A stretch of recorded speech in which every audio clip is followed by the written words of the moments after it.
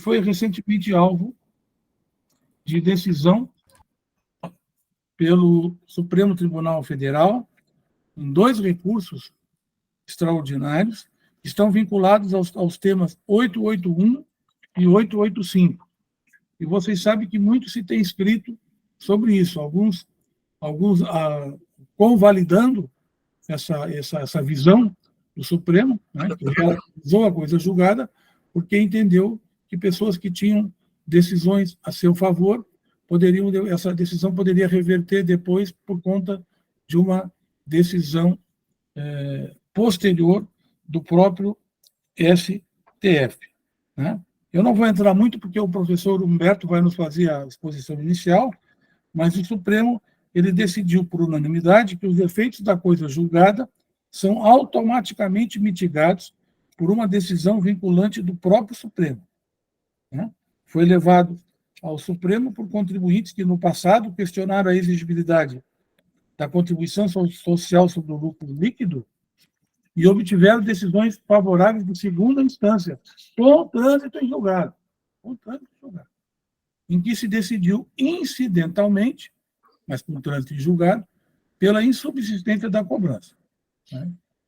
Mas depois, lá nos idos mesmo de 92, quando julgou 2 recursos extraordinários, o Supremo tinha já afirmado o entendimento de que a instituição e cobrança do CSLL estavam conforme a Constituição, que a cobrança era constitucional. Né? Moral da história: as decisões obtidas pelos contribuintes, aquelas incidentais, entraram em colisão, em rota de colisão, com o posicionamento do STF. E aí a coisa depois evoluiu, acho que o professor Humberto vai falar melhor sobre isso para nós. Eu passo, então, a palavra desde já ao professor Humberto, que nós sabemos se aposentou agora dia 28 de março, né? Depois de 32 anos, né? 31 anos de... Não está em 91? Ia fazer 32 esse ano, né? Eu entrei em 93 como efetivo, tu entrasse antes de mim em 91. Então, o professor se aposentou, mas vai continuar colaborando com a pós-graduação, seja nas bancas de mestrado e doutorado, eu, pelo menos, pretendo continuar convidando, né? E vai continuar colaborando também conosco aqui no nosso grupo de pesquisa. Então, com a palavra, o professor Humberto. Bom, o microfone está aberto. Bom dia, então, pessoal. Um prazer estar aqui. Quer dizer, estou aposentado, mas nesse primeiro mês ainda estou, né, tendo essa atividade aqui, tive que estudar um bocado essa questão, porque quem está na Procuradoria, por exemplo, né, Aline, Vinícius, aí estão acompanhando isso aí totalmente, com certeza, principalmente, né, e outros também, que estão na ativa e tal. E eu procurei ler, mas então, mas daqui a pouco a gente acaba, claro, descansando mais do que trabalhando, vamos ver. Mas é bom manter o pensamento ativo, né, em vários pontos aí. O Leonetti me dá um grande apoio nisso. Muito obrigado, Leonetti. Vamos em frente aí, o que puder ajudar. Bom, pessoal, o Leonetti já deu essa introdução, né? E eu ainda, em termos de introdução ainda, mas o Leonetti ajuda aí a terminar. Vamos combinar qual é o tempo. Nós temos várias pessoas, deixa eu ver, 1, 2, 3, 4, 5, 6, tem 7, né? 7. Então, aí, como é que vamos? Mais 10 minutos aqui, né? Não sei. Eu acho que pode ser mais, como a tua inicial, né? Tu podes usar o 20, vamos ver, então. minutos, vamos ver o que dá. Necessidade. Vamos ver o que dá, então. E então, pode voltar depois também, se quiser. Primeiramente, aqui um panorama, né, que o Leonetti falou, pensando no panorama, mas interessante, né? Só detalhando um pouco, então. Então, a Lei 77/89 instituiu, a lei ordinária, instituiu a contribuição social sobre o lucro líquido. Bem, imediatamente, né, foi contestada essa instituição por lei ordinária, que teria que ser por lei complementar. Isso, então, essa lei entrou em vigor em 89, acho que é, né? Então, mas, enfim, o que eu queria dizer que rápido, em 92, já temos ali uma decisão, recurso extraordinário, 138.284, controle incidental, né? Já por unanimidade, todos os ministros do pleno disseram: é constitucional, sim, né? Em 92. E aí, quando eu estava lendo isso, eu estava lembrando que a gente, em aula, o Michel não está aqui, a gente sempre coloca, todo mundo coloca, que esse 138.284, o ministro ali, foi o Carlos Veloso, né? Ele fez demonstrou ali essa classificação pentapartite, né? A partir dali, deixou bem claro quais são as contribuições, e analisando bem todos os tributos daí, para dizer o que não era, o que era essa contribuição social, porque também diziam que era a mesma base de cálculo do imposto de renda. Então, foi tudo analisado ali, por unanimidade, disseram que sim, poderia ser por lei ordinária, que já estava previsto ali no artigo 195. Enfim, tudo direitinho ali, tudo explicado. Por exemplo, tem aqui, ó, a contribuição da lei é uma contribuição social instituída com base no artigo 195.1. As contribuições desse artigo não exigem lei complementar, apenas aquela competência residual que precisaria lei complementar, posto estarem sujeitos à lei complementar tal. Então, super claro. O pessoal da Braskem não entendeu até hoje, né? Bom, engraçado que a Braskem, estava vendo, né? A Braskem, ela tem 38 ou mais de ações da Petrobras. A Petrobras tem ações da Braskem, né? É verdade. Então, mas é muito grande, tem grandes lucros, distribui dividendos, é claro, mas vamos lá. Então, outra também, em 92 também, é o recurso extraordinário 146 do Moreira Alves, daí, pleno, unânime. Então, já temos 92, duas decisões do ano. O Gilmar, quando analisa isso, ele entende que já, e aliás a Procuradoria também dizia que imediatamente com essas decisões do Supremo, já começaram a autuar. Olha, vocês têm que pagar a contribuição social sobre o lucro líquido. Aí foi que os contribuintes ficaram contestando, mandado de segurança, é inconstitucional. E os juízes disseram, sim, é inconstitucional. E o Tribunal Regional Federal, sim, é inconstitucional. Aí ficaram com essa coisa julgada, né? E isso foi... A Procuradoria tentou sempre reverter isso, né? Trazendo os argumentos. Depois teve, então, a ação direta de inconstitucionalidade 15, que foi promovida pela instituição aqui, que agora não anotei, para conseguir a declaração da inconstitucionalidade, mas daí o Supremo disse que não, ela é constitucional por unanimidade, também a ação direta de inconstitucionalidade, em 2007. A Braskem e as outras que tinham coisa julgada continuaram não pagando, porque tinham coisa julgada. Eu quando comentei ali logo a questão da aula, é que, assim, eu falava na aula, contribuição social sobre o lucro líquido, o partido e tal, todo mundo paga, né? Tá aí, todo mundo paga, só que não era assim, tinha muita gente que não pagava. Aí se fala em princípio da igualdade, etc., ali durante as aulas e tal, mas, no entanto, tem essa proteção, e aí realmente o Supremo Tribunal demorou para chegar agora a essa decisão agora, né, de 2023. E por que tanta demora também?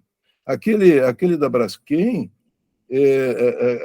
então agora eu vou fazer a análise aqui, então só depois eu vou fazer um pouco a análise da Braskem e dizer ali o que o Barroso discutiu, as questões que tem básicas, né, e depois deu, né? Então,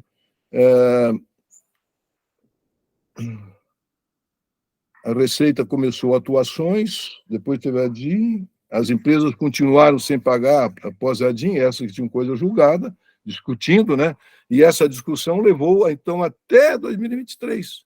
Essa da Braskem, como eu estava dizendo, eles, então, contestaram as autuações, mandado de segurança foi foi concedida a ordem lá pelo Tribunal Regional Federal da Primeira, aí a Procuradoria, a União, ingressou, então, com esse recurso especial, 955227, esse é esse relacionado com a Braskem, e aí ficou essa discussão de 2006 até 2023,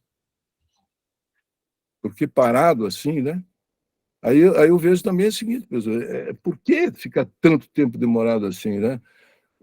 Não caberia reclamação, alguma outra atuação da Procuradoria, por que fica tanto tempo essas grandes empresas sem pagar, enquanto tantos outros pagando, sendo autuados, mas daí não discutindo e pagando, talvez. Então, eu não sei, eu não tenho os dados aqui, não foram mostrados os dados de quanto, aliás, mencionaram em certo momento 1 bilhão e pouco, eu acredito que seja mais, né?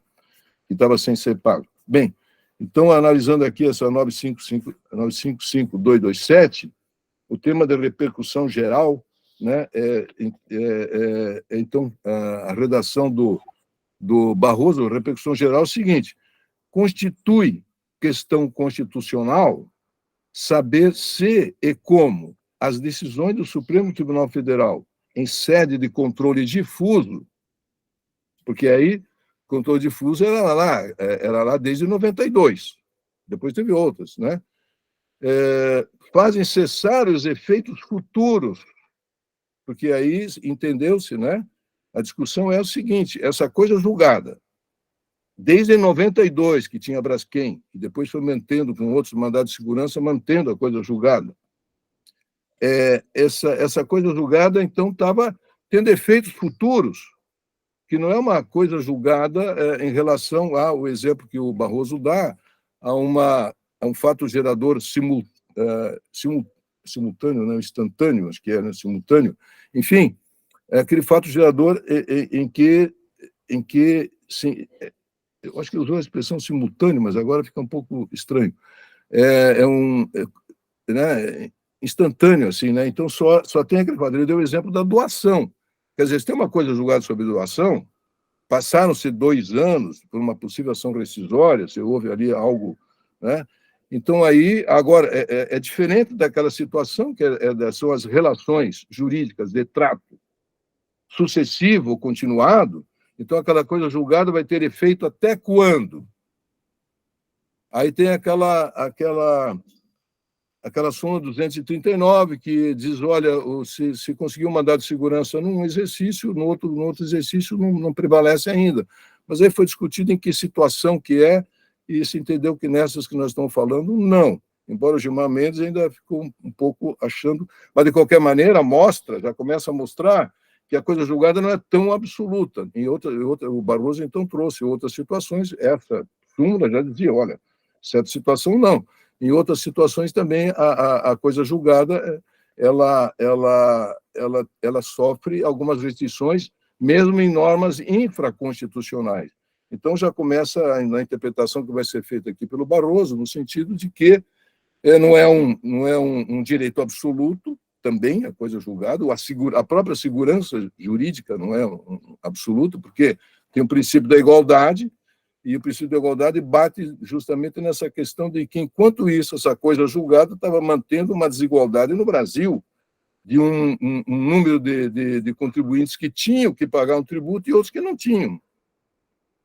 E até que momento, né, a supremacia da Constituição, como disse o Gilmar, não teria que prevalecer.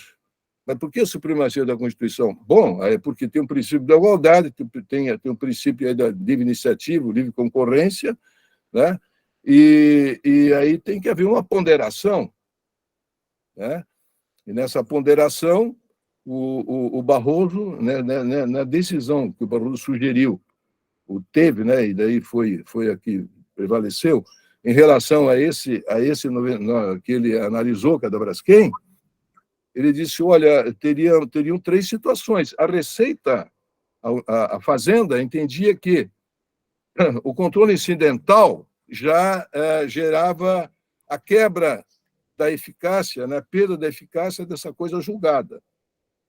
Já poderia a Fazenda autuar, como fez, mas só que depois perdeu, né, no tribunal. essas autuações. Então, o Barroso coloca, bom, uma seria decidir no sentido que sim, seria desde essa data aí de controle incidental, porque então nessa repercussão geral é isso que estava sendo discutido, como ele estava dizendo aí, saber se e como as decisões do Supremo Tribunal Federal em sede de controle difuso fazem cessar os efeitos futuros da coisa julgada, efeitos futuros da coisa julgada em matéria tributária, quando a sentença tivesse baseado em constitucionalidade ou inconstitucionalidade do tributo.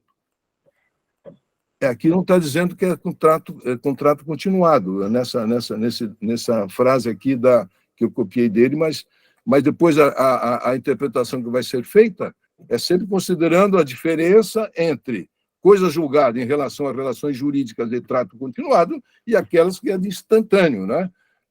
A diferença sempre foi feita. E, quando a gente fala aqui em muitas críticas, muitas análises, muitos debates, mas, às vezes, não focam bem nessa diferença feita pelo STF, com base no próprio Código de Processo Civil, de 2015, do anterior também, que foi dado um tratamento ali diferenciado para né? Tem que ser considerada a diferença entre relações de trato continuado e não, né? Mas, às vezes, é deixado, foi quebrada a coisa julgada. Não foi quebrada. A coisa julgada, então, é como eu estava dizendo agora, para concluir isso aqui, né?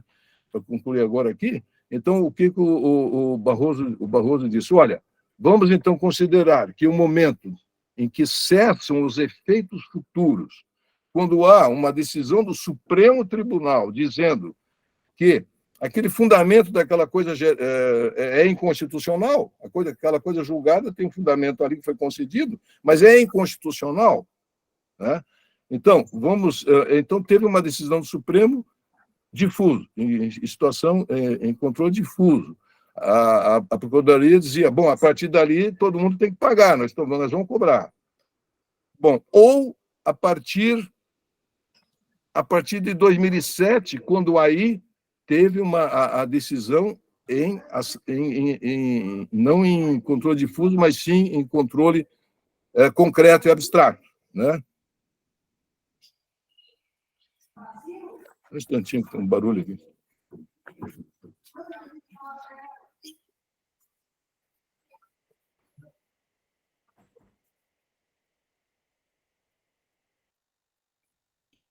O pessoal está acostumado que eu estou aposentado, então tem mais barulho um pouco aqui.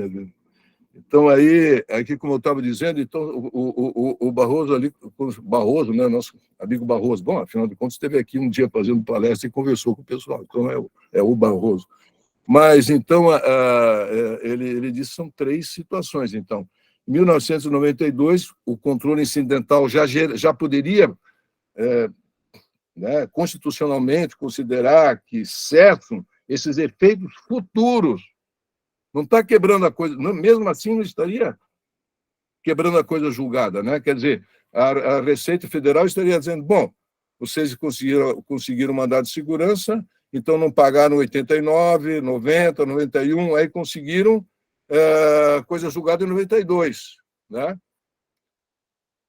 Bom, não conseguiram coisa julgada, mas quando chegou 92, teve essa decisão que é constitucional, sim, então vocês já teriam que pagar. Então, eles teriam ganho, de qualquer maneira, um período que aquilo é coisa julgada. O Barroso diz, houve em 2007 ação direta de inconstitucionalidade e o Supremo Tribunal considerou que é constitucional um controle abstrato.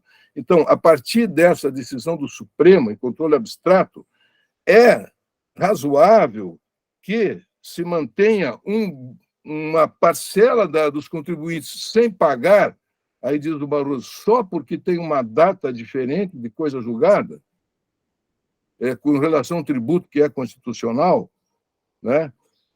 A partir de 2007, já teria que pagar? Temos fundamento para isso? Ou teria que ser só a partir de 2023, como então queriam o Fux, o próprio Fachin, o Lewandowski também, o Toffoli também, porque foi 6-5 que daí entenderam que seria a partir de 2007, né? Porque, segundo o Barroso, diz, olha, não é questão de modulação, né? porque não há surpresa nenhuma, e realmente, qual é o estudante de direito que começa a estudar direito tributário que não sabe que desde 92 o Supremo Tribunal disse que era constitucional a contribuição social sobre o lucro líquido, né? E aí tem o fundamento também, aliás, um dos argumentos é que o Superior Tribunal de Justiça, né, decidiu em controle, aliás, em controle não, em decisão ali com efeitos repetitivos, que não, que a coisa julgada deveria permanecer, sendo que a decisão do Supremo em nada deve mudar isso. É um pouco estranho, né? Então, aí o Supremo acha que não, que deve mudar. Aí entenderam que não prevalece essa decisão com efeitos repetitivos do Superior Tribunal de Justiça. Mas, o que diz o Toffoli? Olha, eu mudei meu voto porque ali foi uma questão de confiança do contribuinte. Aí outros dizem, olha, mas sabem, a Procuradoria, inclusive, também, né, sabem que o STJ não teria competência para dizer que não deve ser cumprida aquela decisão do Supremo Tribunal, mais ou menos nesse sentido, né? E aí, hoje, o Gilmar trouxe um exemplo também, por exemplo, em relação à isenção, achei interessante isso, a isenção do ISS, Imposto sobre Serviços sobre sociedades civis, sociedades com atividades civis e tal, né? Que foi revogada essa isenção por lei ordinária, quando ela tinha sido concedida dentro de uma lei complementar. Aí o STJ tinha uma súmula dizendo que não poderia essa lei ordinária revogar a isenção que foi concedida por lei complementar. Só que depois o Supremo Tribunal disse que sim, que a lei complementar tinha dentro dela ali uma norma que, na verdade, tinha força de lei ordinária e podia ser revogada aquela isenção por lei ordinária. E tinha uma súmula do STJ. O STJ revogou essa súmula, aí ficou uma discussão, mas o Gilmar trouxe esse exemplo. Então, eu acho que mostra que a segurança para dizer que esses que ficaram sem pagar nenhuma contribuição social desde 1990, aí o pessoal diz, olha, mas está 30 anos, como é que vai mudar agora? Ou como é que conseguiram ficar 30 anos sem pagar? Bom, aí com essa decisão do Barroso, que seria a partir de 2007, e daí ficou na decisão, a partir de 2007, mas ainda garantindo o princípio da anterioridade, claro que eles ganharam um monte de dinheiro, né? Claro que tiveram uma vantagem muito grande naquele período anterior. E isso, a coisa julgada até essa decisão em controle concreto, abstrato, em 2007, a ação direta, a coisa julgada não foi quebrada. Está lá a coisa julgada. Então, quando se diz que foi quebrada, relativizada, até o professor Leonetti, a expressão relativização em relação a esse caso, ela é muito discutível. O Barroso diz que não tem nada relativizado. A coisa julgada, ela valeu até 2007, porque teve uma decisão do Supremo e ele não adotou a linha da Receita, e o próprio Gilmar diz que vai aceitar, mas para ele, uma decisão do Supremo, e eu digo, né, por unanimidade, e mais uma, por unanimidade, mas não. E por que o STJ também não deu bola para isso, né? É algo que isso proporciona, depois, diante da demora, porque se fosse uma decisão rápida, mas depois fica demorando e fica criando uma distorção.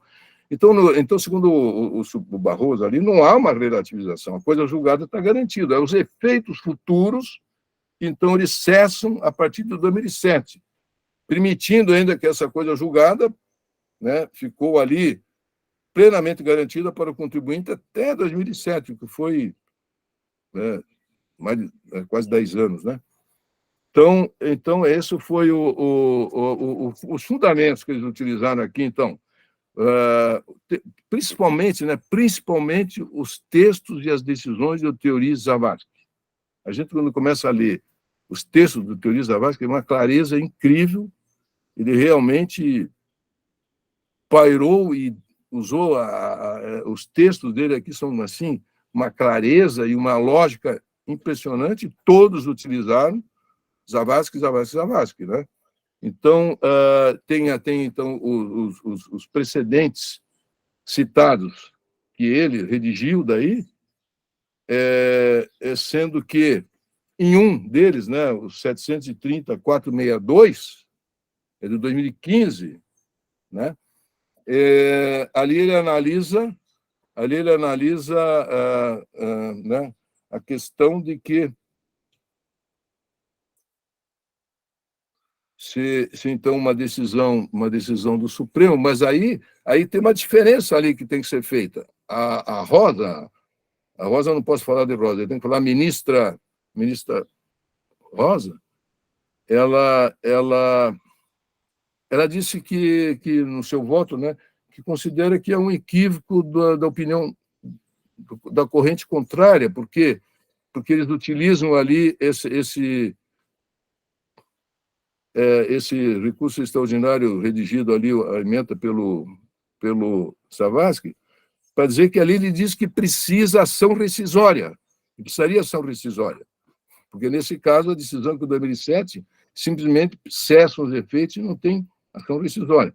E nesse que eu estou falando, 730.462, ele fala ali em é necessária ação rescisória no caso que ele estava analisando, e daí a pessoa ali perdeu porque já tinha passado o prazo, mas era quanto a relações instantâneas, né, ou simultâneas, e não de trato continuado. E aí ele tem ali no texto dele, ressalva-se que não é necessária, ou é indispensável essa ação rescisória quando se trata de relação de trato continuado, mas ali ele não tratou disso. Aí depois teve o recurso extraordinário 596663, em que novamente o Zavascki analisa, daí nesse caso sim, ele analisa então a questão de trato continuado, e dizendo aqui, com base no artigo 505 do Código de Processo Civil, que se relaciona aqui na interpretação princípio da igualdade, princípios, ponderação e a legislação infraconstitucional. Então, ele diz que ali já estava previsto que, nesses casos, vigora, né, está implícita o princípio, ou regra do rebus sic stantibus em relação a essas decisões de relação a relações jurídicas sucessivas. Aí, porque se muda a situação fática ou de direito, não há porquê aqueles fatos futuros estarem garantidos pelaquela coisa julgada que se baseou naquele momento numa decisão, com fundamento ou fatos específicos. Então, tem várias situações, né? Essa que ele analisou em 596.663 não era direito tributário, era uma relação de trabalho, relação trabalhista, em que, quando houve uma decisão do Supremo Tribunal dizendo que valia ali uma decisão de direito coletivo e que tinha gerado uma mudança na questão fática e jurídica, então a situação de uma coisa julgada não prevalecia, ela cessava. Então aí por diante utilizaram-se muitos textos em mais de uma obra, né? Mais de uma obra do Zavascki. Bom, então, professor Nanete, essas questões aqui que eu estou trazendo nesse 95527, depois tem o 949.297, que aí a situação é um pouco diferente, mas toda a fundamentação praticamente é essa, só que naquela que então é do Fachin, ali a questão era já o seguinte, basicamente, era em relação a Têxtil Bezerra, porque eles tinham ingressado com... Então, tinha uma coisa julgada também, e depois eles ingressaram com... Quando a fiscalização começou a fiscalização, eles ingressaram com mandado de segurança preventivo. Mas aí na verdade, pelo que eu entendi, já vou terminar, seria esse mandato preventivo, ele teria continuidade após 2007? Aí o próprio Fachin disse não. Então é interessante que o Fachin defende a modulação, mas ele entende que 2007 realmente é um momento em que cessam os efeitos futuros. Ele também entende, foi unânime isso. Só a modulação é que seria 2023, porque teria surpresa. O Gilmar pergunta, e ficou bravo, deu entrevista, porque surpresa onde? Eu mesmo já estou falando não sei de quanto e tal. Né? É uma surpresa formal, né? Uma surpresa formal, porque, na verdade, está mais do que claro que apenas o pessoal conseguiu formalmente manter essa coisa julgada por decisões. Né? Então aí, por 6-5, ficou mesmo em 2007, né? Apesar de defesa aí do Fux também, o Toffoli mudou o voto, inclusive, mas ficou 6-5. Então, em relação ao 94, esse que é do Fachin, os princípios são todos os mesmos, né? Só que ali a discussão já era se ele poderia continuar com mandado de segurança, garantir seu direito após 2007. Mas ficou um pouco confuso isso do Fachin, sabe por quê? Porque ele em certo momento, para terminar, né, Orlando? Em certo momento ele falava que esse mandado de segurança preventivo foi depois de 2007. Aí uma advogada, Camano, né, parece que até ela depois, num certo momento lá, pediu para uma questão de fato para dizer que não, que era tudo anterior a 2007. Aí ele reconheceu e ficou assim. O fato, a argumentação daí utilizada de qualquer maneira é essa, né? O próprio Fachin utiliza o princípio da igualdade, etc., e a legislação infraconstitucional, o Código de Processo Civil, né, tratando já de certas situações em que a coisa julgada ela está sujeita à ação rescisória, ou está sujeita também, de acordo com o artigo 535, né, outro que está sujeito também ao título baseado, né, título na execução, o título está baseado em norma inconstitucional, situação inconstitucional, também pode ser arguído ali já isso. Então, tem essas situações, fundamento assim, em princípios de analisação infraconstitucional, e você ficou mais ou menos, era isso que eu queria dizer, que eu pude dizer, consegui. É isso.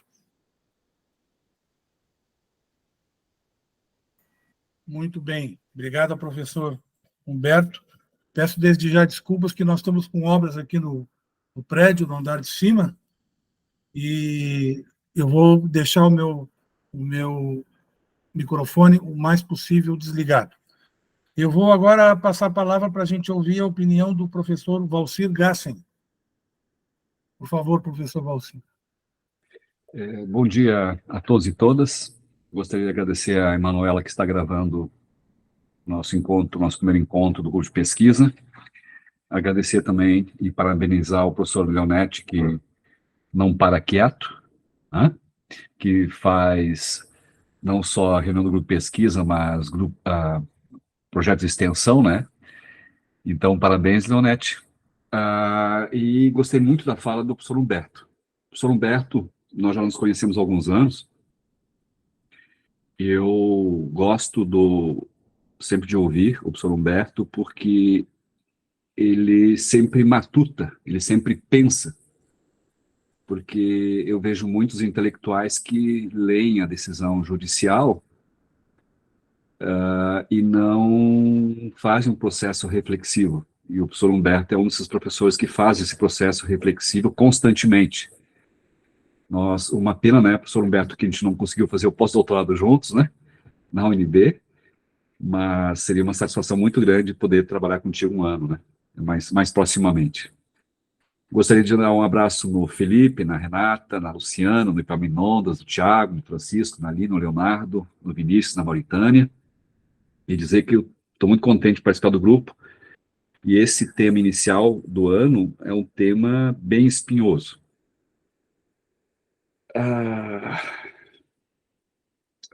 Vamos começar do princípio, Felipe. Nós estamos num país que tem uma democracia incipiente. E este país que tem uma democracia incipiente tem implicações em todos os contextos. Uma delas é que a gente tem uma das maiores concentrações de renda no mundo, tá? Quando terminou o golpe de 64, ou a Revolução de 64, como querem alguns, ou como falou o Toffoli, foi um movimento em 64, independentemente do que a gente entende, eu entendo que foi golpe, mas também respeito as pessoas que entendem de forma diversa. Mas foi um processo fenomenal de concentração de renda no Brasil. Em 89, nós éramos a terceira maior concentração de renda do mundo, atrás de Suazilândia e Serra Leoa. E por intermédio do que se concentrou tanta renda? Se concentrou principalmente por intermédio da tributação. Tem um economista da Unicamp, que eu gosto muito, que é o Fabrício, e ele tem livros e livros contando desse período da acumulação do capital de 64 até 80, 90. Por que eu faço esse pano de fundo? Por quê? Como a gente tem uma concentração de renda tamanha, a gente também tem uma concentração nas empresas, no sistema produtivo brasileiro, Vinícius. Ou seja, nós temos verdadeiros oligopólios, nós temos um nível de livre concorrência baixíssimo. O artigo 170 da Constituição Federal é letra morta. Faz com que as empresas elas tenham monopólios, oligopólios, e elas têm uma concentração de capital tamanho e desproporcional com o restante do setor industrial, produtivo brasileiro, que elas podem se dar ao luxo, nessa democracia incipiente, de contratar teses e teses e teses dos melhores escritórios de advocacia do Brasil. Essas teses, elas são formuladas ao arrepio do bom senso. Chamam de planejamento tributário, mas não se trata de planejamento tributário, porque para mim, planejamento tributário é planejamento tributário, que é legal. Não existe planejamento tributário abusivo. Para mim, tem evasão fiscal. Então, este caso da relativização da coisa julgada, inclusive a palavra relativização da coisa julgada, foi colocada na nossa boca. Ou seja, a CSLL é constitucional desde 92. Eles apostaram, porque têm condições de apostar no litígio, seja na esfera administrativa municipal de São Paulo, seja na esfera federal por intermédio do CARF, ou outras instâncias dos outros entes federados, e o cálculo é entre deixar de pagar CSLL ou pagar CSLL, é melhor não pagar do que captar esses recursos no mercado. Um auditor fiscal da Receita Federal acabou de defender uma dissertação de mestrado na universidade, no CEUB, em Brasília, e ele também é ligado à contabilidade, matemática, Luiz Eduardo, o nome dele. E ele mostra cálculos precisos que deixar de pagar CSLL, PIS, COFINS, entre deixar de pagar e buscar dinheiro no mercado, é melhor não pagar, porque no final das contas, se for fiscalizado, se for autuado, se perder em primeira instância, em segunda instância no CARF, perder no Poder Judiciário, pagando multa, etc., etc., etc., ainda é vantajoso em termos econômicos. Então, professor Humberto, esta relativização da coisa julgada, para mim, é uma das palavras também que são construídas no sentido de ocultar esse processo de evasão fiscal assustador que tem no Brasil. O Brasil é o segundo... Falando comigo, não estão vendo fiscal... Ela está me respondendo aqui, a Siri. Não estou vendo fiscal... Que perigo! Que perigo, né, Vinícius? Lá no CARF a gente está votando e o telefone está do lado, e às vezes ela começa a falar com a gente, daí a gente está dizendo assim, fala a Siri aqui que ela vai votar melhor que a gente. Mas, voltando à vaca fria, então, nós temos uma indústria de teses, Humberto. Nós temos uma indústria de teses promovidas por tributaristas que têm um problema de formação que começa lá na graduação, ou seja, de formação ética, porque eles não enxergam a tributação como garantidora dos direitos, elas entendem a tributação como um roubo, como um assalto. Gente, isso é um equívoco grande, porque a tributação é necessária para que a gente possa ter direitos. Então, a tese da CSLL mostra essa chincane, esse baile de doidos, né, num processo de evasão fiscal. Para mim, o retrato do Brasil é isso. Outra tese, por exemplo, que é muito importante também, é a questão do ICMS, da retirada da base de cálculo de PIS/COFINS. Tecnicamente, não poderia integrar a base de cálculo de PIS/COFINS, tecnicamente. O problema é que a legislação assim estabeleceu. A tese que os advogados levantaram ela há 15, 20 anos atrás, nem eles acreditavam que ia passar essa tese, e essa tese passou. Na conta de telefone de cada um de nós, vocês viram que a conta baixou ou não? A conta da NET, da Claro, da NET, de vocês, ou da Vivo, da outra operadora, não sei se verificaram que baixou a conta. Então, bem rapidinho explicando. O ICMS é um tributo indireto. PIS/COFINS são tributos indiretos. E é isso que a gente não ensina nas faculdades de Direito. A gente acha que PIS/COFINS quem paga é a empresa. A gente acha que ICMS quem paga é o empresário. Ou seja, essa distorção dogmática que existe nas faculdades de Direito leva ao equívoco do seguinte: como o ICMS foi retirado da base de cálculo de PIS/COFINS, o ICMS foi pago por nós, o PIS foi pago por nós e COFINS foi pago por nós. Quem é que recebeu esse valor agora? As empresas. A agência que regula as telecomunicações, etc., obrigou o setor de energia, o setor de comunicação, a devolver para nós a retirada do ICMS da base de cálculo de PIS/COFINS. Isso passa de 500 bilhões de reais que foi apropriado em torno dessa tese por contribuintes de iure, que não estão repassando para nós. Não sei se fui claro. Então, verifiquem a conta de internet de vocês, a conta de telefonia de vocês, que teve uma diminuição, mas foi só nesse setor, tá, gente? Ou seja, desses 500 bilhões está sendo devolvido aí, sei lá, 20, 30, 40 bilhões. O restante foi apropriado por contribuintes que não pagaram esse tributo. Ou seja, eles cobraram da gente PIS, COFINS e ICMS e não repassam agora para a gente esse valor que eles se apropriaram. Não sei se foi claro. Então, a CSLL, como a gente tem um baixo nível concorrencial, elas são repassadas em grande medida para os contribuintes de fato. Quando eu fiz aquela pesquisa que resultou no livro Brasil e Estados Unidos, com o professor Marcos Valadão, a gente fez uma comparação de países com um regime concorrencial maior e um regime de um país com concorrência menor. Nos países com concorrência econômica maior, de livre mercado, o que acontece com as contribuições sociais, as contribuições previdenciárias?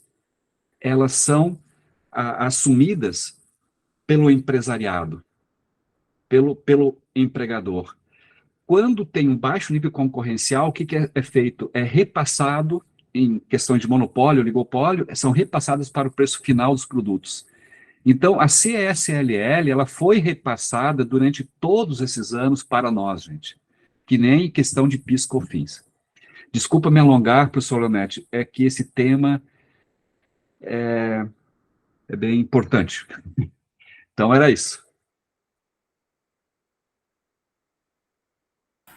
Obrigado, professor Valci, que nos deu também mais uma belíssima aula sobre esse tema, também usando a sua experiência à frente numa das câmaras, né? Da Câmara de Recursos Fiscais do CARF, né? Terceira turma? A terceira Câmara Superior de Recursos Fiscais, né? Terceira Câmara Superior de Recursos Fiscais. Que lida exatamente com PIS/COFINS. Tributo sobre o consumo. Perfeito. Tem mandato ainda por mais algum tempo. Não, estou terminando. Eu, como sou vice-presidente, então, de Câmara, 4 mandatos. Normalmente são 3. Eu estou no último, 4º mandato agora. Não poderá ser mais reconduzido. Não, não. Termina agora. Termina agora. Daqui 1, 2 meses. 3 Perfeito. Vamos rezar, torcer para quem tem fé, né? Para que o substituto, o sucessor, seja tão bom, tão preocupado, tão estudioso quanto o nosso professor Valcir Gassi. Eu passaria agora a palavra para a professora Carolina, mas ela entrou e teve que se ausentar, mas está voltando. Aí, quando ela voltar, ela vai conversar conosco. Por enquanto, eu vou manter aqui a ordem, então, dos que se fizeram presentes, né? E acho que nós vamos começar, então, com o Vinícius. Acho que o Vinícius está aí desde o início. Vinícius Garcia. Sim. Bom dia. Por favor, a sua opinião. Bom dia, pessoal. Achei que a gente ia ouvir primeiro os processualistas aí, a gente não falar besteira, mas vamos lá, acho que Felipe aí é estudioso de processo, né? Mas depois a gente ouve as palavras dele, então. Vamos ver se a gente consegue falar sem cometer nenhuma gafe. Gente, bom dia aí, bom dia a todos, professor Leonete, Valcir, professor Humberto, parabéns pela apresentação. Falar um pouquinho bem rápido sobre isso, a gente teve um evento com o Paulo Mendes, um encontro, né, há algum tempo, e chegamos a tocar nesse assunto, já falamos um pouquinho sobre isso. O Paulo Mendes, ele, colega lá da Procuradoria, ele foi o responsável por fazer o parecer 492 da PFN, que fundamentou, né, essa mudança de entendimento, essa fixação desse entendimento, não necessariamente uma mudança, né, a discussão se é uma mudança ou não vai refletir na modulação dos efeitos dessa decisão. Mas, enfim, então a gente já tocou um pouquinho nesse assunto, falar palavras rápidas aqui, e eu queria pegar o gancho que o professor Valcir falou, sobre terem colocado na nossa boca a palavra relativização da coisa julgada. Não sei se é exatamente isso que a gente tem a tratar aqui. A gente tem a cláusula que o professor Humberto já falou, rebus sic stantibus, né, que, no sentido de que as decisões judiciais se mantêm enquanto as coisas estiverem assim, né, enquanto for mantido o estado de coisas, e o próprio CPC autoriza que se decida novamente assuntos, né, quando o estado de coisas mudar, de coisas ou estado de direito, como eu coloquei ali, até o professor citou o artigo 505 do CPC, e eu coloquei aqui no chat, né. Tratando-se de relação jurídica de trato continuado, né, se sobrevém modificação no estado de fato ou de direito, a parte pode pedir uma nova decisão sobre aquele assunto.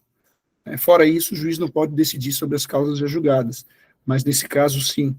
Então, a questão aqui é saber se uma mudança de entendimento do STF, né, especialmente no caso que foi na formação de um precedente, né, com repercussão geral, tem o poder de mudar o estado de coisas, o estado de direito, a permitir novos entendimentos sobre aquilo que já havia sido decidido, né? E aí eu queria chamar a atenção para esse ponto. Não se trata necessariamente de desconstituição da coisa julgada, para o que se tem o instrumento da ação rescisória, né? Mas de discutir se a decisão se mantém. E essa discussão, essa decisão sobre isso, passa por entender se uma decisão do STF em tema de repercussão geral é uma mudança do Estado de Direito, né? E aí eu gostaria também de chamar a atenção para o fato de que a gente vive uma mudança no direito brasileiro, já vive há algum tempo, acho que essa mudança já se consolidou, especialmente no processo civil. Hoje a gente tem, né, um sistema jurídico baseado em precedentes, coisa que não se imaginava há tempos atrás, quando eu estudava, né, em que né, a lei, né, era a única fonte, a lei, os princípios, enfim, era aquilo que se baseava as decisões judiciais. Hoje os precedentes tomam lugar disso, né? Muitas vezes, antes da lei, a gente vai direto pesquisar nos precedentes. As decisões estão proferidas exclusivamente com base em precedentes, os pedidos são feitos com base em precedentes, muitas vezes a gente nem sabe qual é a lei que está sendo debatida. Está todo mundo falando sobre esse precedente aí, sobre esses temas, e poucas pessoas sabem, como o professor Humberto sabe, porque pesquisou, né, que caso se está decidindo, né, na prática, que leis estão sendo discutidas, exatamente que situação que está sendo tratada. A gente basicamente estuda hoje, trabalha, opera o direito por meio de precedentes. Então, chama atenção porque a gente não pode pensar sobre esse tema com a cabeça, né, dos idos lá de 2000. A gente tem que pensar nessa mudança que enfrentamos hoje e que mudou toda a forma de trabalhar o direito, né? Tudo mudou. Será que esse novo precedente pode ser considerado uma mudança de direito? Uma lei nova não é, mas efeitos normativos é inegável que essa decisão tem. É para isso que se faz precedente, para ter efeito normativo. Não gera um efeito imediato para os outros casos, mas é inegável o efeito normativo, inclusive na vinculação de outras decisões. Acho que temos que chamar atenção para isso, não perdendo de vista a segurança jurídica, né, que é um princípio muito caro, especialmente quem é um pouquinho mais velho, que já estudou, né, passou pelo processo ou pelo processo de formação da Constituição, ou estudou, né, o processo de formação da Constituição, que era o momento de se firmar os princípios básicos, né, das liberdades individuais, segurança jurídica e assegurar o Estado de Direito. Isso, com certeza, é importante, né, mas existem outros valores que a gente tem que trabalhar também, e não necessariamente a gente está aferindo segurança jurídica, o Estado de Direito, quando a gente permite decidir de novo algo que já foi decidido, né, considerando as mudanças de fato ou de direito que tiveram no caso concreto, né. Acho que é importante isso. No caso concreto, assim, talvez se a gente tivesse discutido esse tema em outra área, com outros casos concretos, a decisão não seria essa. Mas é realmente difícil imaginar que algumas poucas empresas possam gozar de um benefício de uma coisa julgada e não pagar CSLL pelo resto da vida. Veja, CSLL, gente, é 9%.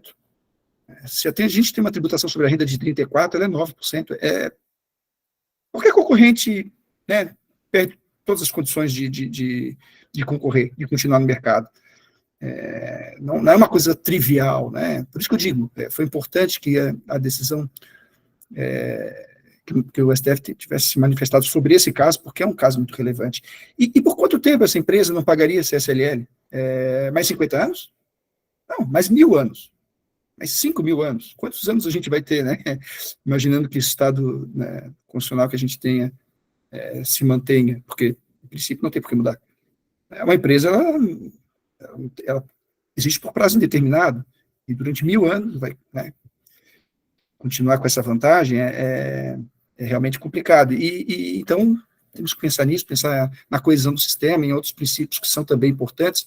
O professor Humberto chamou atenção ali, eu acho que o Gilmar Mendes falou sobre isso na decisão dele, sobre aquele caso das isenções, né, para sociedades simples, que o STF tinha um posicionamento, tinha uma súmula, dizendo que sociedades simples eram isentas de COFINS, né, e por conta, né, daquela alteração ter sido feita por lei ordinária, e o STF depois falou que não, aquela alteração foi feita por lei ordinária, mesmo sendo uma alteração em lei complementar, continuaram valendo porque a lei que foi alterada era complementar só na forma, né, vamos dizer assim, e mudou esse entendimento, e muitas sociedades simples mantiveram coisa julgada, nem sei como é que ficou isso depois, mas eu lembro que na discussão, muitos escritórios de advocacia, com coisa julgada, começava a ser comprado por outros escritórios para comprar essa coisa julgada.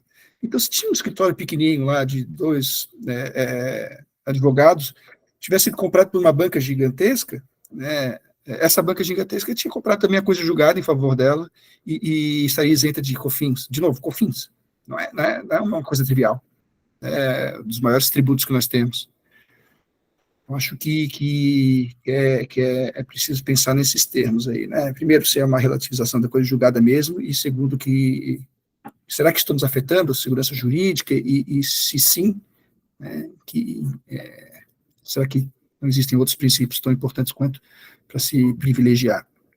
E assim, essa regra também vale para todos os lados, né? Vale para os outros lados. A fazenda pública, especialmente, né, quando tiver uma reversão de jurisprudência, ela vai sofrer, porque naquele caso é ainda mais fácil de visualizar o contribuinte que teve uma decisão pela constitucionalidade do tributo, né, está pagando o tributo porque perdeu a ação, posteriormente o STF muda de posição e diz que o tributo é inconstitucional. Nesse caso é muito mais fácil de ver que essa decisão não pode continuar valendo para aquele contribuinte que estaria, assim, pagando um tributo inconstitucional, né? É mais fácil de ver a inconstitucionalidade ali. Porque, no caso, quando reverte em favor da Fazenda, a inconstitucionalidade, vamos dizer assim, ela é apenas reflexa. Aquela decisão que disse para o contribuinte não pagar o tributo, ela viola a lei que institui o tributo, e apenas indiretamente ela viola a Constituição. Uma violação indireta da Constituição, não dá para dizer que aquela coisa julgada é inconstitucional. Mas quando a decisão é primeiramente proferida no sentido contrário ao contribuinte, e depois o STF vem reverter esse posicionamento, aí é mais fácil de ver que o contribuinte vai ter que se beneficiar desse novo entendimento imediatamente, porque senão ele vai estar pagando um tributo reconhecidamente inconstitucional, né? E isso, assim, oposição, minha opinião, claro, né, mas o que não se reflete também na questão da modulação. Acho que a questão da modulação é outro debate que temos que ter, se houve, de fato, uma mudança de entendimento, ou se houve uma afirmação de entendimento pela primeira vez, né, porque isso vai definir se há ou não necessidade de modulação. Particularmente, eu acho que é uma coisa bastante inovadora, e que poderia, sim, ter sido modulada. Acho que muitas outras decisões foram moduladas sem tanta necessidade, né, como se faz necessário nesse caso. Então, era basicamente isso que eu queria falar. Aguardo aí a posição dos colegas, continuarei aqui atento. Obrigado, professor. Obrigado, Vinícius.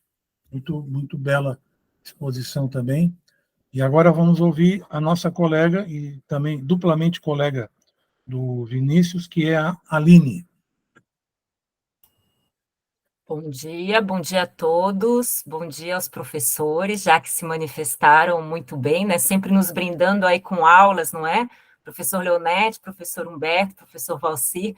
Professor Humberto, e não pare, viu? Continue aí, né? Mesmo aposentado, já continuou, já é um bom sinal.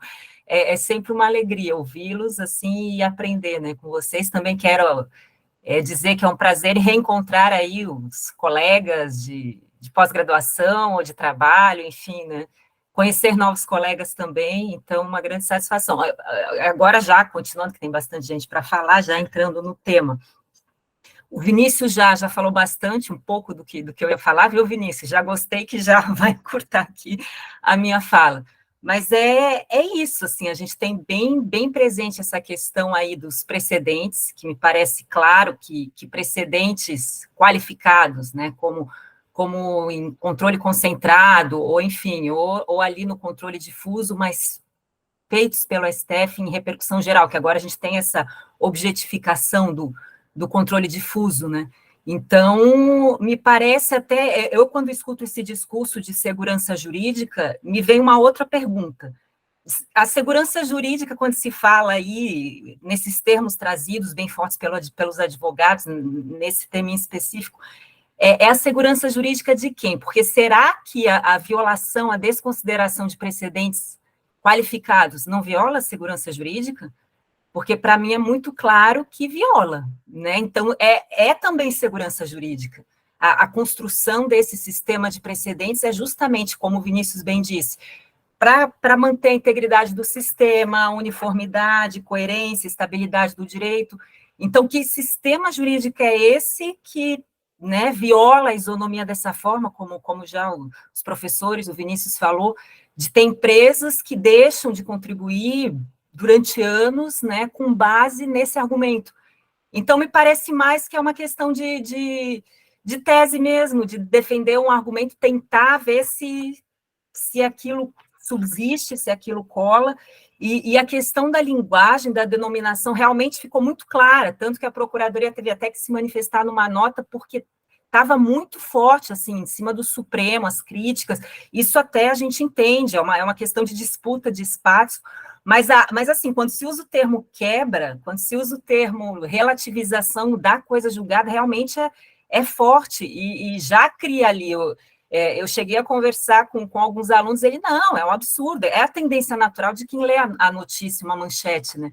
E como a gente viu aqui, como os professores já falaram, não é bem isso, é bem diferente a gente falar em quebra de cessação de efeitos da coisa julgada, a partir de um precedente vinculante. Então, já muda o contexto.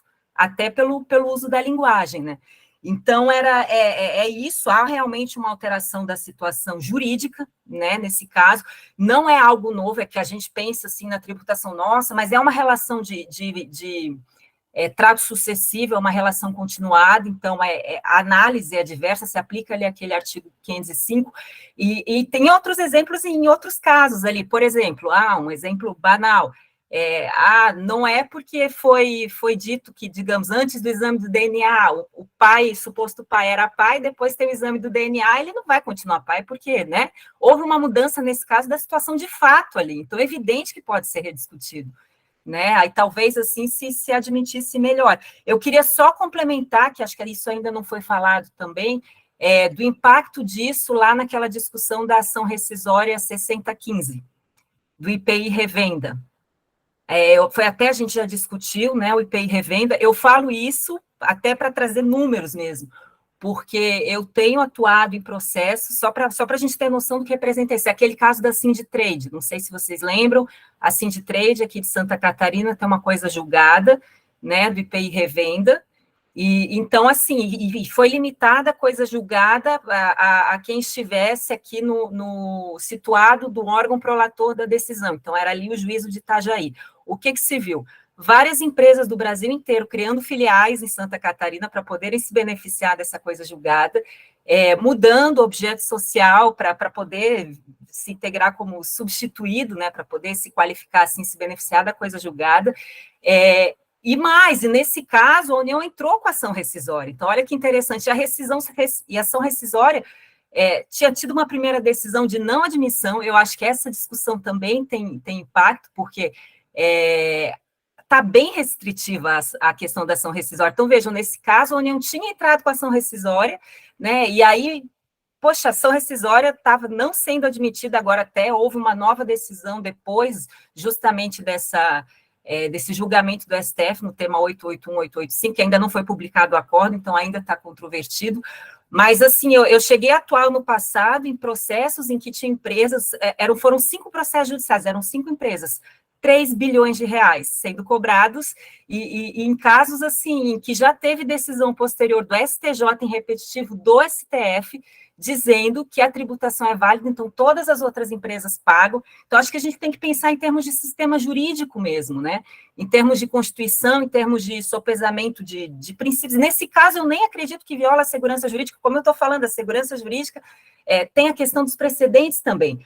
Mas ainda que assim fosse, a gente tem um sistema constitucional que não pode ser interpretado em tiras, não é? Tem lá a isonomia, tem lá a concorrência, tem lá a questão da justiça fiscal, então, a gente, até como um grupo de estudos, realmente tem que pensar aí, a meu ver, no todo, né? Na questão da Constituição como um todo. Então, eu agradeço, para não me estender muito, agradeço a atenção de todos, era mais ou menos isso que eu queria falar. Muito obrigada.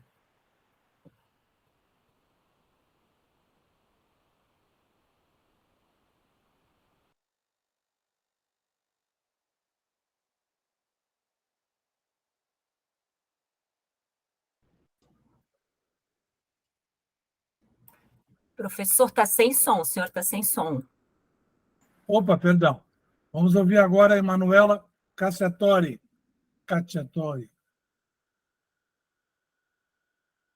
Manuela? Eu acho que ela comentou que ela não deu poderia uma saída. falar. Ela que criou, inclusive, o nosso link. Mas daqui a pouco ela fala, então. Então, vamos passar ao Francisco Gassen. Está tomando chimarrão, Francisco? Quantas cuias já foram hoje? Aqui, professor, quase terminei a térmica já. Barbaridade, tio. Vamos nessa, Francisco. Vamos lá. Bom dia a todas e todos, então, em especial eu, professor Leonetti, professor Humberto, professor Valcir e a professora Carol, que não está aí, mas sinta-se saudada. Estou muito feliz agora pelo retorno do grupo aí, né? E tenho certeza que esses encontros vão ser de muito proveito aí para todo mundo que participa. Agora, sobre o tema, eu vou tentar ser bem breve, já pelo adiantado da hora, porque tem bastante gente para falar.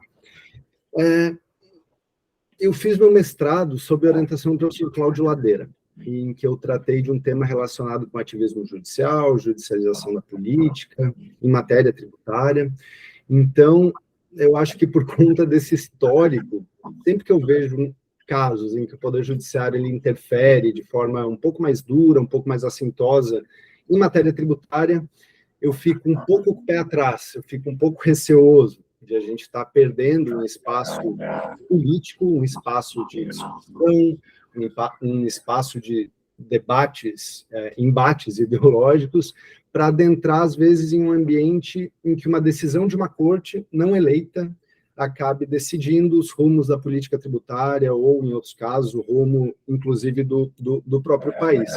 Então, inicialmente, esse tema ele me chamou a atenção sobre esse aspecto, mas estudando um pouco mais, observando mais a fundo a decisão e toda a discussão acerca dos tributos de trato sucessivo, como muito bem tratou o professor Humberto, eu entendo que a decisão do STF ela foi acertada e que isso tenta impedir a perpetuação de alguns privilégios que vão de encontro, né, um ambiente concorrencial que seja considerado mais ético, ou um ambiente concorrencial aí que seja considerado mais sadio. O professor Valcir também falou disso, desse nosso problema de concorrência que a gente tem aqui no Brasil entre as empresas.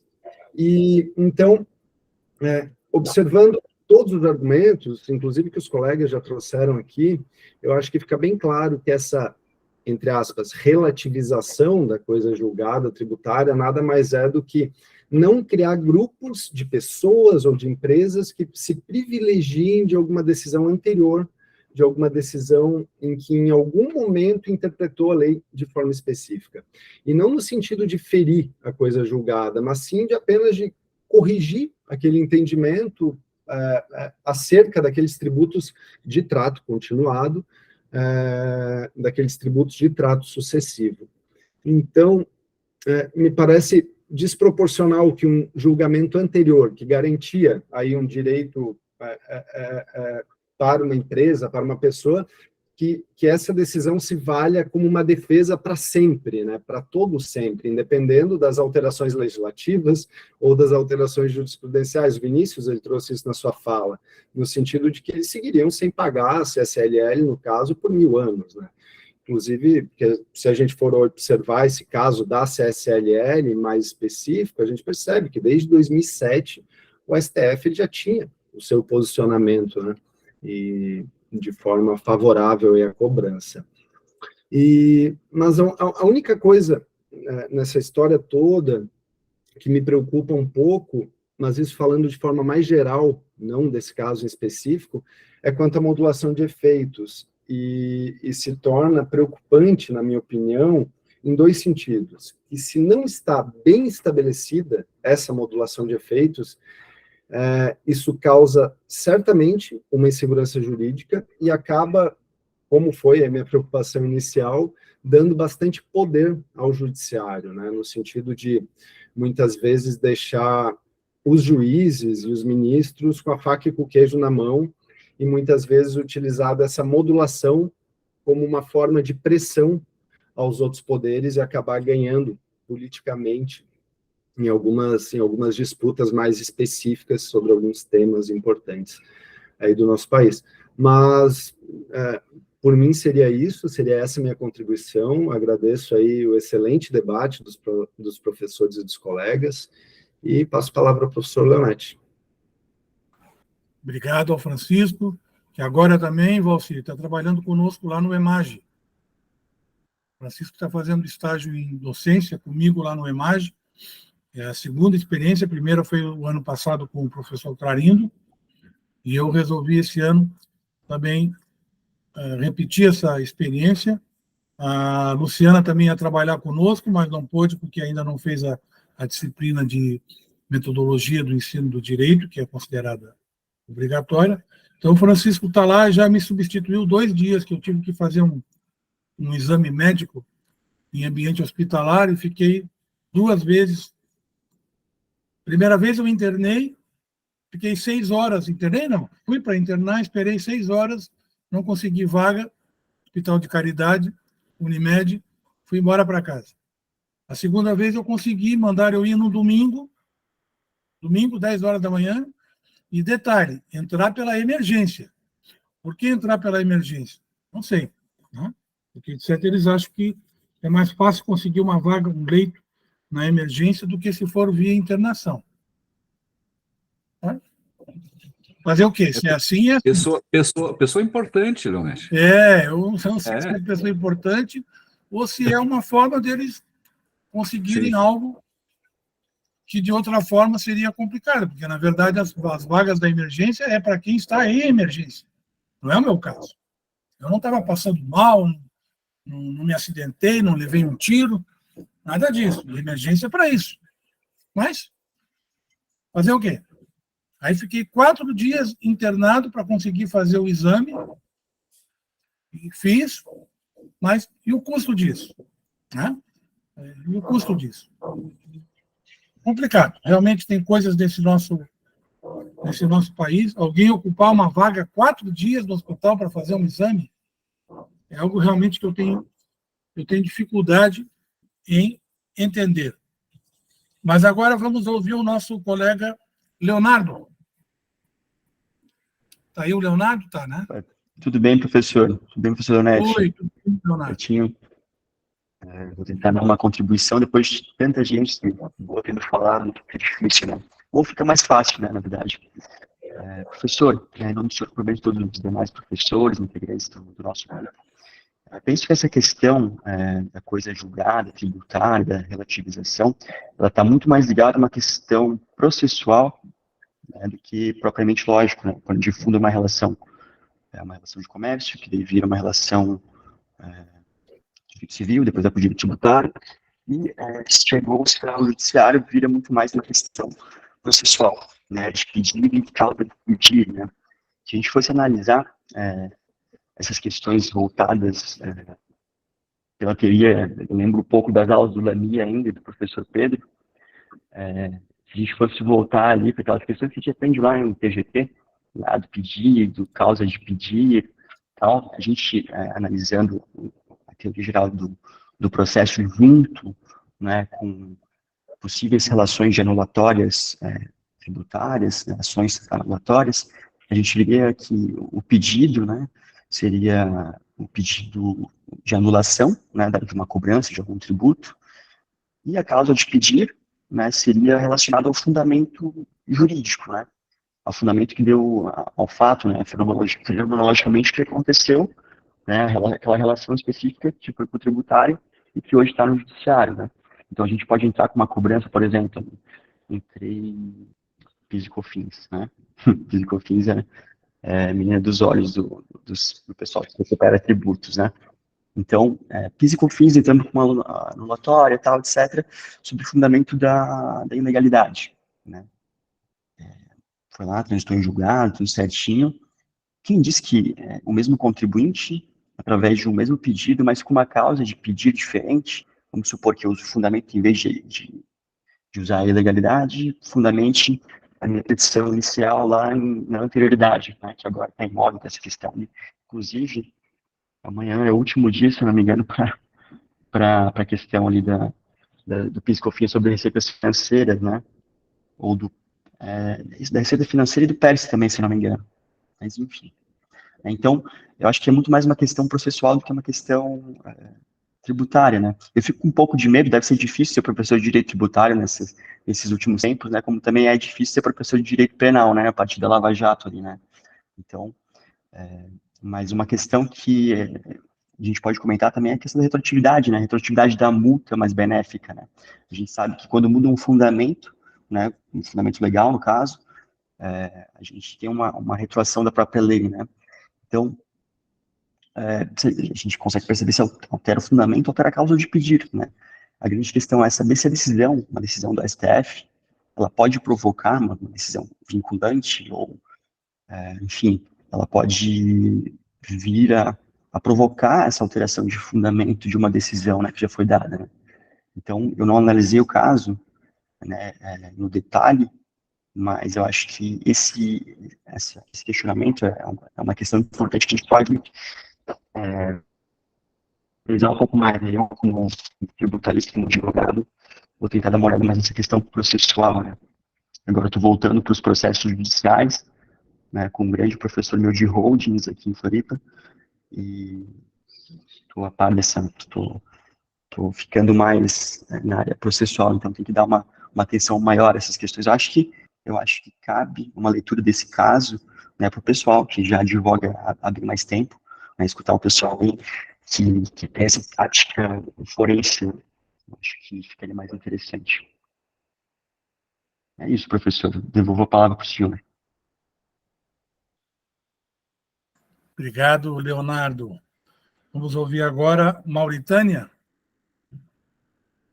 que entrou no nosso grupo, né, há pouco tempo. Mauritânia, mais uma vez, seja muito bem-vinda. Se achar na condição de conversar, pode conversar, senão não tem problema, tá? Muito bom dia a todos. Obrigada, professor Leonete, por ter me recebido com tanto carinho no grupo. Bom dia a todos os colegas. Muito prazer em conhecer quem eu ainda não conhecia. Esse caso, fazendo um breve comentário, me chama a atenção a questão que até a colega colocou, e eu fico sempre pensando, matutando sobre esse sopesamento de princípios. Até que ponto a gente pode falar em segurança jurídica, seja em favor do fisco, seja em favor do contribuinte, não estou representando nenhum lado aqui. E a questão que me parece que foi mais utilizada nessa decisão em relação ao princípio da concorrência desleal, no caso. Me preocupa, às vezes, grandes empresas que têm grandes escritórios jurídicos contratados, que têm um acompanhamento de processos ali regular, que vai realmente acompanhar o caso.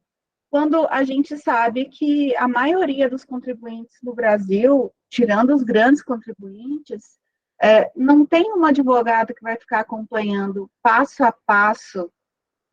Então, nunca o contribuinte poderia relaxar, poderia dormir até certo ponto tranquilo, ou o fisco, de certo modo, porque sempre uma decisão que ele consideraria ali como transitada em julgado, como feita coisa julgada, estaria a salvo de uma decisão posterior, sabe? Eu só estou colocando um contraponto, até porque eu não tenho opinião formada sobre isso,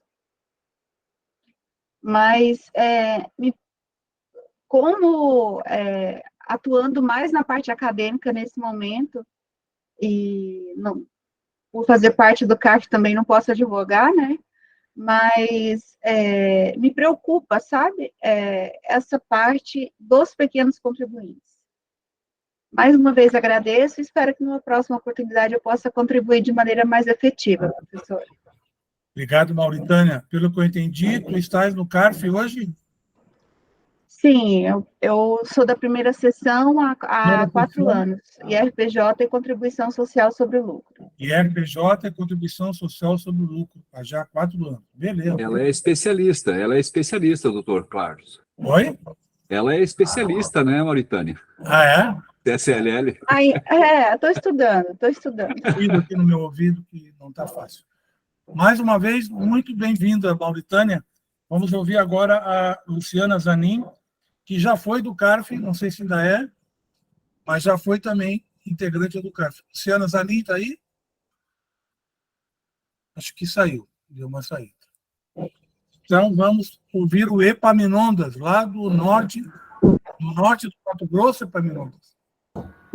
Olá, professor Leonete, demais professores, colegas, bom dia.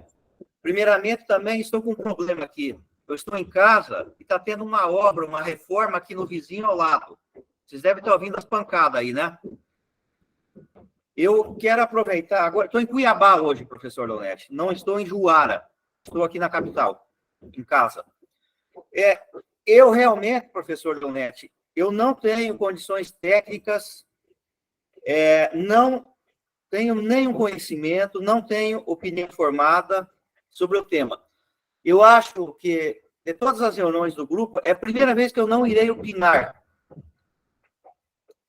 Porque essa questão da relativização da coisa julgada em matéria tributária é muito profundo. Eu acho que a fala do professor Valcir ela foi muito feliz, porque ele fez um apanhado macro, passando pelos últimos anos, aí, desde o golpe militar lá de 64, com a questão da alta concentração de renda no Brasil. Isso é uma coisa que envolve aspectos econômicos, ideológicos, uma coisa profunda. O professor Humberto também foi muito feliz. Ele discorreu do ponto de vista técnico, do ponto de vista processual.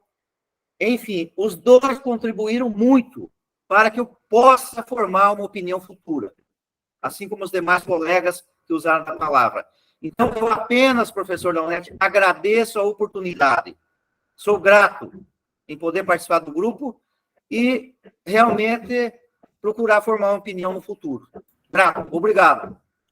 Obrigado a ti, Epaminondas. Vamos ouvir agora o Tiago Zappellini. Está aí? Estou aqui sim, professor. Ô, Tiago, diga lá. Bom dia, professor Leonetti, professor Valcir, professor Humberto, demais colegas. É sempre bom estar aqui no grupo de estudos, ainda mais voltando agora no nosso primeiro encontro do ano. Acho que já foi comentado bastante coisa, assim, não vou repisar os argumentos, mas sob uma ótica constitucional, né, até rebatendo as questões, os argumentos aí em sentido contrário ao que foi decidido pelo STF, né, muito se fala que a coisa julgada ela tem um status constitucional previsto no artigo 5º e tudo mais. Por outro lado, a gente também tem na própria Constituição ali o princípio da livre iniciativa, dos valores sociais do trabalho, livre concorrência e assim por diante. E acho que, assim, tendo em vista ali o caso da CSLL, empresas que desde 1989 não pagam esse tributo, é indiscutível que elas tiveram um ganho aí concorrencial, né? Até ali no nosso IBET, né, que a Mauritânia também faz parte, a gente já teve alguns professores que vieram de São Paulo para lecionar, e um deles comentou que, acho que era do Machado Meyer, o escritório, comentou que o Abílio Diniz agradeceu ele muito por causa da decisão do Pão de Açúcar e tal, que o escritório tinha conseguido, que o Pão de Açúcar ele conseguiu ganhar muito espaço no mercado justamente pelo fato de que não pagava CSLL enquanto seus concorrentes pagavam, né? Então, acho que não dá para fechar os olhos, né, para essas outras questões também, né? E pensando aqui um outro ponto de vista, né, fica aquela questão também dizendo, o STF ele está legislando, né, ele está quebrando a coisa julgada.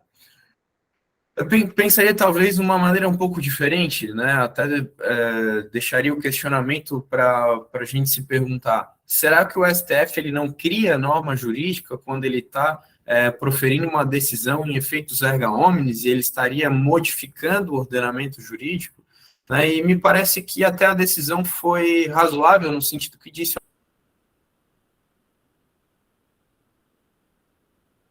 a ADC, se respeita ainda o princípio da anterioridade, parece que ele está dizendo que ele insere uma norma jurídica no ordenamento, né, e ainda observa ali os princípios da não surpresa e tudo mais, né.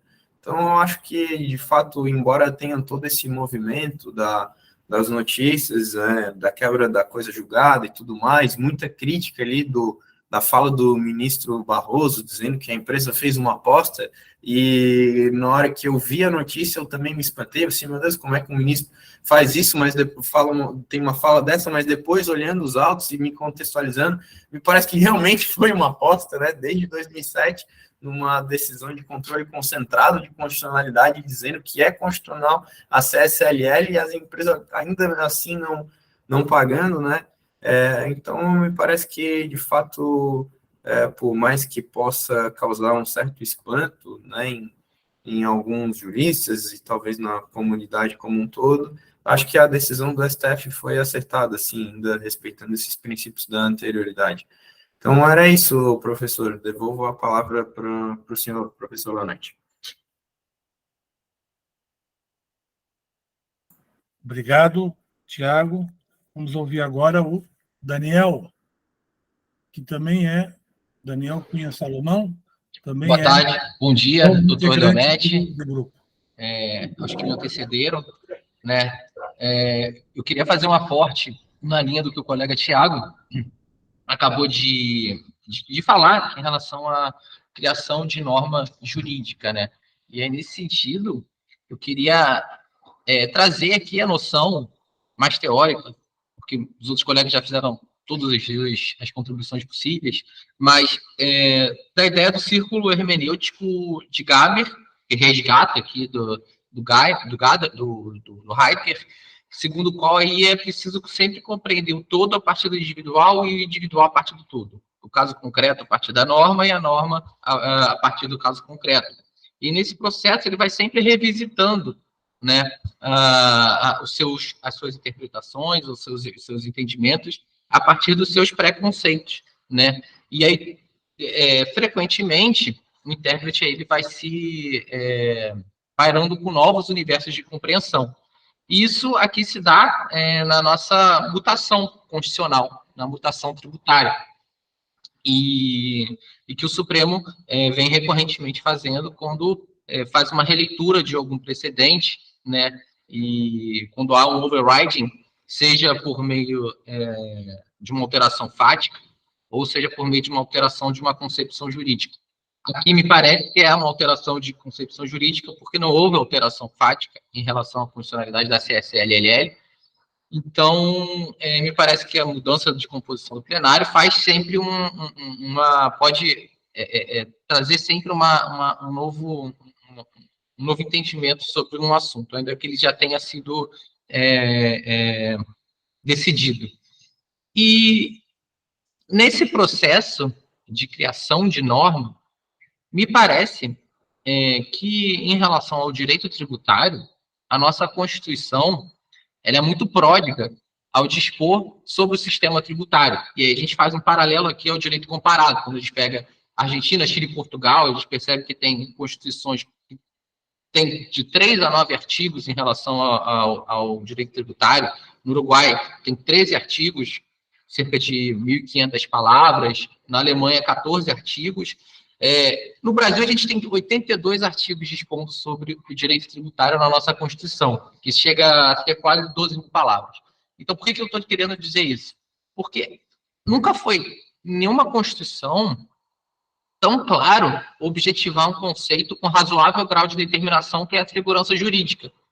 Ela traz para a gente, nas limitações ao poder de tributar, um arcabouço normativo extremamente extenso, dispondo o que é preciso, o que não é preciso para que se cumpra um tributo.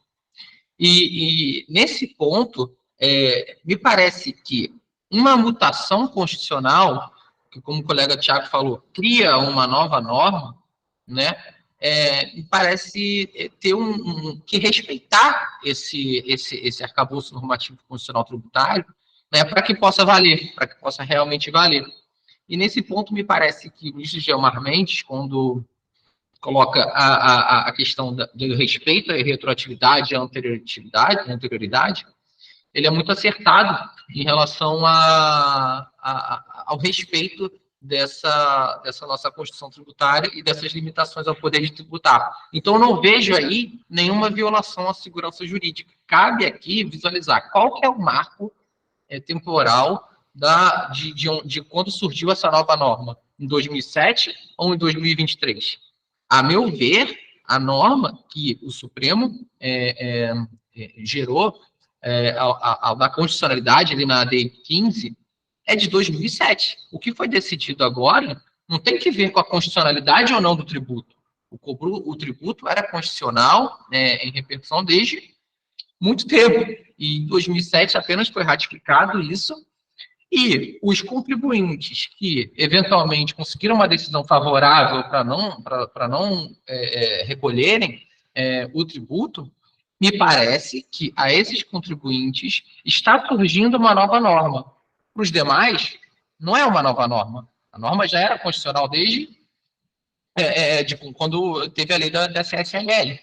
Então, me parece que para esses contribuintes é necessário, sim, o respeito da irretroatividade da decisão do Supremo e da anterioridade, mas de 2007, e não de agora, de 2023. né? 2023 ficou apenas decidido os efeitos, se é necessária ação rescisória ou não, mas era mais ou menos isso que eu queria contribuir com esse aporte, dizendo que não há violação à segurança jurídica, nenhuma violação à segurança jurídica, porque ele está respeitando a nossa Constituição tributária.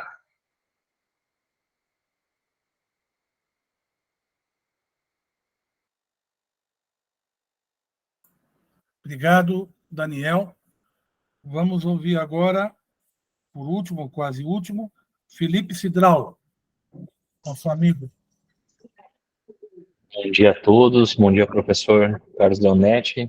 Estendo aí meus cumprimentos à sempre oportuna e satisfativa oitiva das palavras aí do professor Humberto e do professor Valci Garcia, que acabou lecionando para mim na graduação. A Mauritânia também, não sei se recorda de mim, mas fui aluno do IBET em 2010, então bom revê-la também. A minha fala, ela vai ser uma fala relacionada a processo, porque eu faço um mestrado em processo civil, e o meu tema de dissertação, que apresentarei na semana que vem, defenderei ela na semana que vem, é sobre a leitura dos precedentes e a possibilidade de recurso com relação à aplicação inadequada deles. Independentemente do projeto, do programa da pesquisa, a ideia que eu quero passar para vocês de uma maneira muito rápida é a confusão de conceitos que nós temos atualmente, como essa confusão gera essa pseudo-compreensão de que a segurança jurídica haveria de ser afetada. Inicialmente, contar para vocês que os precedentes em si trazem ao processo civil brasileiro um problema de crise processual, porque nós temos autores que apontam a inexistência de um sistema de precedentes de uma maneira muito contundente. Lênio Streck, Jorge Zabot, né, falam da inexistência desse modelo, até fazendo uma construção da tradição do civil law e o compromisso do civil law com a res iudicata, com a coisa julgada. E, ao outro lado, autores como Marinoni e o Mitidiero, que defendem essa importação do modelo de precedentes para o território brasileiro. Existe um texto muito interessante do professor Sérgio Ahrenheit e da professora Paula Pessoa Pereira, que desmistifica essa relação. Mas, em termos muito práticos, o que a gente tem que entender é que aquilo que as pessoas falam de teoria dos precedentes, que está lá no artigo 927 do Código de Processo Civil, ele não é propriamente uma classificação de precedentes, que é uma miscelânea de conceitos de decisões ali. Nós temos decisões de controle de constitucionalidade, nós temos decisões de RDR, IAC, e também nós temos decisões de repercussão geral e repetitivos do STJ. Disso é importante compreender uma coisa. Daí, a partir das ideias do professor Osmar Paixão, que é um professor do IDP, lá de Brasília. O professor Osmar tem um texto sobre recursos repetitivos que ele fala sobre isso. Ele fala para quando que é possível admitir os efeitos dos recursos repetitivos. E em recursos repetitivos nós temos que incluir recursos repetitivos em recurso extraordinário. A famosa repercussão geral é uma espécie do gênero recursos repetitivos. E os recursos repetitivos estrito sensu do STJ. Então, aquela decisão, esses temas recentes que foram decididos a respeito da CSLL, na visão do professor Osmar, eles teriam apenas efeitos prospectivos, salvo alguma limitação. Então, o repetitivo, ele foi feito para valer para frente, salvo determinado marco decorrente do caso concreto, que daí remontaria o caso a 2007. Mas, para fechar minha fala, eu quero dizer para vocês é que segurança jurídica, na lógica processual, ela só é quebrada quando eu tenho uma modificação da história dos tribunais superiores sobre a compreensão daquele tributo ou daquele caso concreto.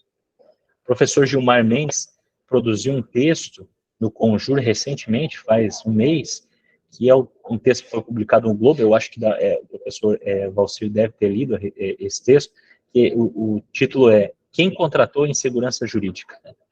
A ofensiva contra a jurisprudência do STF.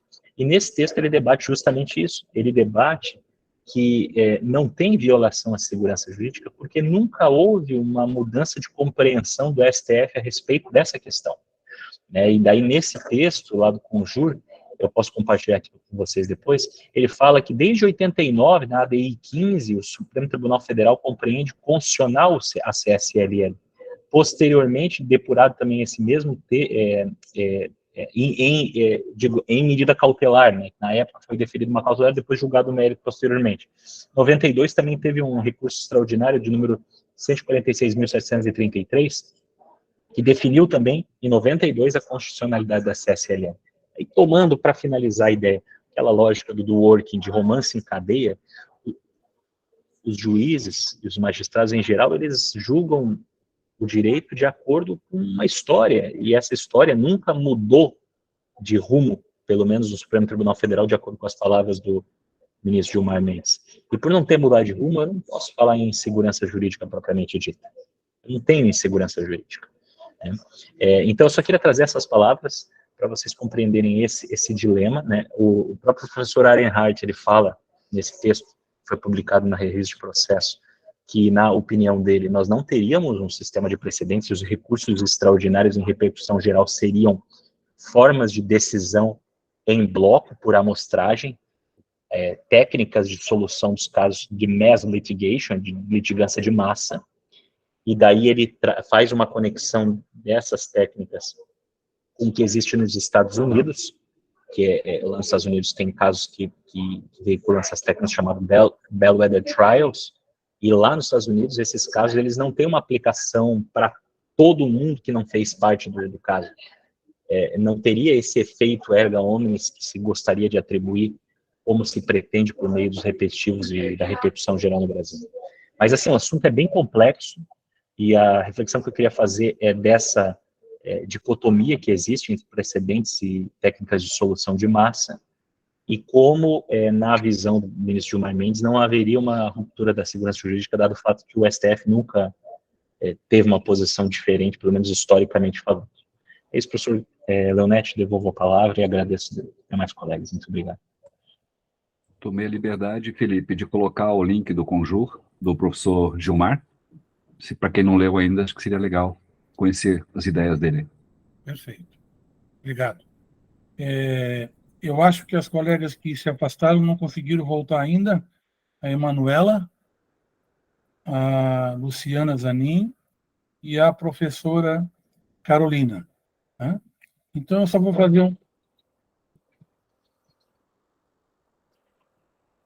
fazer um último comentário geral, que é a respeito dos escritórios de advocacia que foram aqui citados mais uma vez.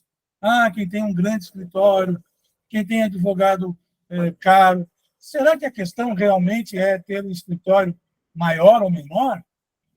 Será que a questão é ter um advogado que seja mais caro ou mais barato? Né? Assim parece... quem pode pagar um advogado mais caro, é comum a gente ver aí fora nos filmes que quem não pode pagar um advogado criminalista está ralado, porque tem que contar com a Defensoria Pública. Ora, eu sou casado com uma defensora pública federal há 10 anos, e eu sei a qualidade do serviço que eles prestam. Né? Então, não é porque o camarada está sendo representado por um defensor público que ele vai ser mal representado. Né? E o tamanho do escritório também eu acho que tem pouco a ver. O que tem a ver, como o professor Valcir lembrou bem, é a formação ética desse advogado na graduação. Dou um exemplo. Santa Catarina, um dos maiores escritórios de advocacia aqui da cidade, tem 6 colegas professores nossos, que é o Menezes Nibor, né, fundado pelos meus 2 ex-alunos, o Joy, e pelo Pedro Nibor. Né? Nós temos 6 colegas, inclusive o atual chefe de departamento, Humberto. Chefe de departamento, Guilherme, trabalha lá com eles. E eles atendem as grandes empresas da região. O Gilson trabalhou 1 ano com eles na área tributária do administrativo tributário. O Gilson trabalhou 1 ano com eles. Agora abriu um escritório próprio, mas ficou com eles 1 ano. Então, eu acho que a questão, e eu conheço os fundadores e muitos dos advogados, sei que a questão não é ser maior ou menor. A questão é ética mesmo. Né? E no caso desse escritório, é um escritório que privilegia quem tem mestrado e doutorado. Quase todos os advogados lá têm doutorado. Os que não têm, estão fazendo doutorado. E essa foi a política escritório, o diferencial do escritório, né, desde que se fundou. Então, só fazer essa observação. No mais, eu concordo com todos aqui que se posicionaram no sentido de que realmente não houve mudança, né? Não houve mudança, não houve relativização, coisa nenhuma, e acho que o Supremo, dessa vez, nem sempre decide de acordo com o que a gente pensa, mas acho que dessa vez, sim, apesar do 6-5, mas o 6-5 foi na data, né? No ano, né? 2007. É isso, Valci? 6-5 foi no 2007. Foi, né? Não, então, para agora, 2007... Pois não? Para 2007, quer dizer, na modulação, né? No ano. Modulação dos efeitos. Sim, foi unânime em relação a que os efeitos futuros devem cessar, né? A partir da decisão de 2007. Tá, a partir de 2007. Mas só que, na verdade, neste caso da CESL, o Fachin e outros estão defendendo que precisa modular, o Fux precisa modular, o que os demais, né, disseram que não é caso de modulação, e até o Felipe e o Daniel argumentaram bem nesse sentido aí, não seria caso de modular, porque os efeitos já estão claramente conhecidos, já a posição do STF e tal, em 2007 marcou ali a data, apesar de que o Gilmar Mendes achava que seria desde lá o início, por quê? E só uma coisa que eu queria comentar, então, justamente pelo Gilmar Mendes, só uma coisa. Então, aí, o Gilmar Mendes dizendo que precisa ter mais força, digamos assim, essas decisões do Supremo, que já... Então, dizer que e na Alemanha e tal, em qualquer decisão do Supremo, conforme aquela em 1992, unânime, dizendo que é constitucional, por que teria feito só subjetiva, só entre aquelas partes ali? Porque, na verdade, já foi uma posição do Supremo em relação a isso, unânime. Então, eu queria dizer só uma frase em relação a isso, perguntar para o pessoal, do processo e tal, porque, afinal de contas, que conseguiu ficar até agora sem haver decisões como essa que aconteceu agora em fevereiro, né, definitiva, assim, para dizer isso, talvez não precisasse, mas por que o nosso sistema todo processual, no judiciário, demorou tanto, que acaba beneficiando, né, acaba favorecendo esse planejamento, que, como você falou, que vão ganhar um monte de tempo. Como o processo teria que melhorar nesse sentido. Como evitar isso, né? O A, quando é grande escritório, aí dá para desconfiar, e às vezes acontece, deixa o meu, espera mais, deixa mais tempo. Eu não sei se consegue isso, porque dá até o que pensar, né? Estranho. Era só isso. Perfeito, Humberto, concordo. Mais alguém deseja se manifestar? Meus amigos, eu acho que nós tivemos um grande começo, né, para o ano de 2023, e espero que os nossos futuros encontros sejam tão interessantes quanto este, e que tenham até uma participação um pouco maior dos nossos colegas, tá? Vamos conversando no nosso grupo do WhatsApp, né? Vamos conversando ali, inclusive sobre a nossa ação de extensão. Nós estamos